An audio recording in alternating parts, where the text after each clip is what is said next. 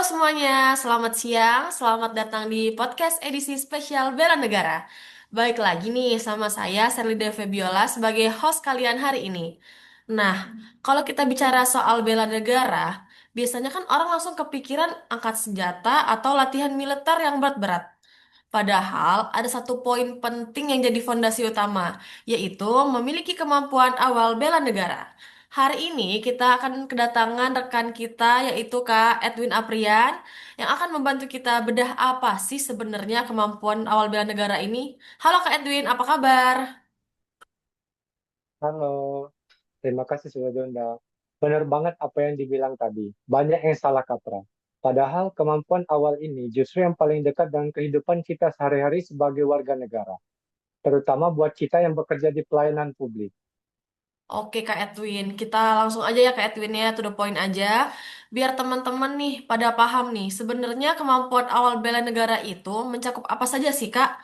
Dan apa kita harus punya sabuk hitam karate dulu baru bisa dibilang punya kemampuan awal? Mhm. Nggak harus jadi atlet bela diri kok. Secara garis besar, kemampuan awal itu dibagi menjadi dua aspek. Yang pertama jasmani dan kedua mental.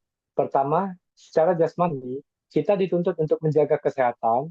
Bagaimana kita mau berkontribusi buat negara kalau kita sendiri gampang sakit.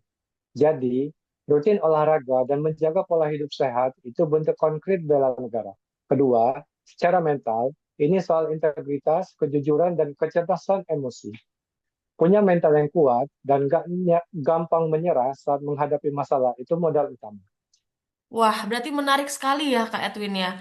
Menjaga kesehatan itu bukan cuma buat diri kita sendiri, tapi bagian dari wajib kita terhadap bela negara.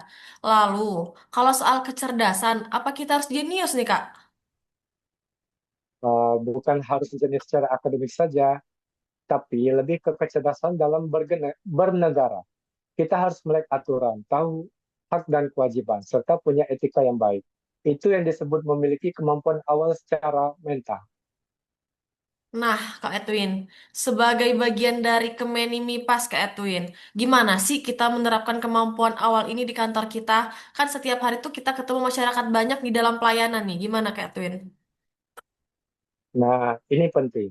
Contoh paling nyata itu adalah disiplin dan kesiapsiagaan. Contohnya begini, saat kita melayani pemohon paspor atau warga binaan, kita butuh kesabaran ekstra. Kalau mental kita nggak siap, kita bakal gampang emosi. Itu tandanya kemampuan awal bela negara kita perlu diasah lagi. Selain itu, menjaga kesehatan fisik serta penting karena mobilitas kita tinggi. Intinya, kesiapan kita memberikan pelayanan yang prima adalah bukti bahwa kita punya kemampuan awal yang baik.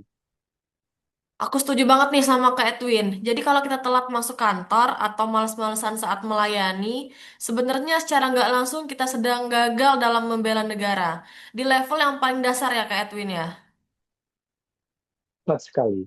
Bela negara itu bukan soal nanti kalau ada perang, tapi soal bagaimana kita memantaskan diri kita setiap hari untuk memberikan yang terbaik bagi bangsa.